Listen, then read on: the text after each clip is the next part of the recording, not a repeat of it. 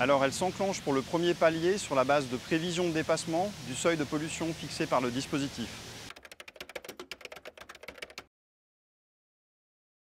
Oui, le mot d'ordre est principe de précaution. Si les modèles de prévision indiquent que les valeurs limites vont être dépassées, alors le premier palier est activé.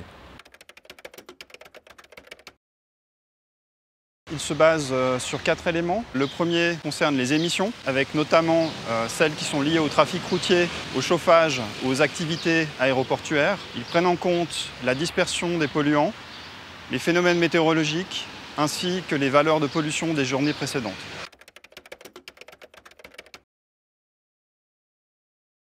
Alors, lorsque les critères sont remplis, le service de l'air, du bruit et des rayonnements non ionisants informe le département chargé des transports qui, lui, va ordonner de façon formelle la mise en œuvre des mesures.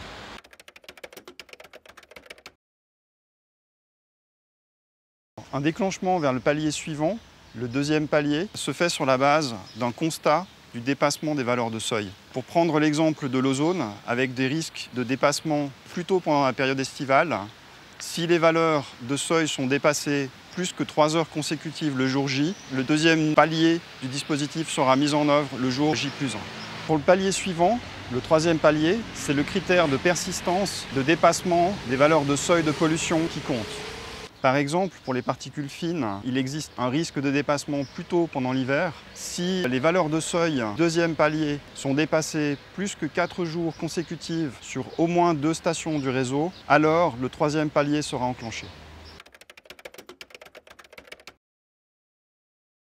Non, une fois le dispositif déclenché, les paliers ne peuvent que se renforcer si la pollution augmente ou si elle persiste. Le dispositif est levé lorsque les concentrations de tous les polluants redescendent en dessous des valeurs de seuil, et ceci pour toutes les stations de mesure du réseau sur le canton.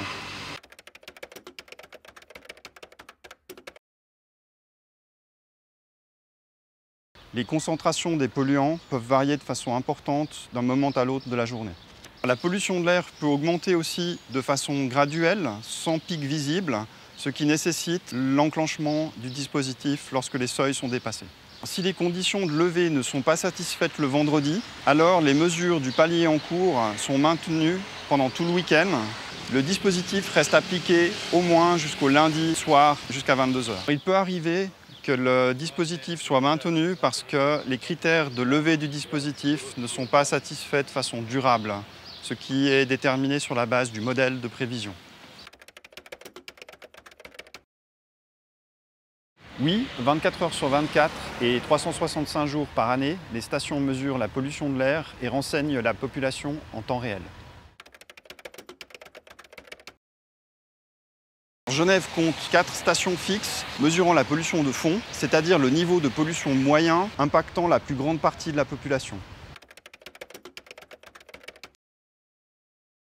Oui, sauf si la météo laisse prévoir un changement de situation à court terme, par exemple des orages, auquel cas le dispositif peut ne pas être appliqué. Pour suivre la qualité de l'air en direct, rendez-vous sur notre site internet air.ge.ch. Vous pouvez aussi vous abonner à notre blog et également télécharger l'application R2G2.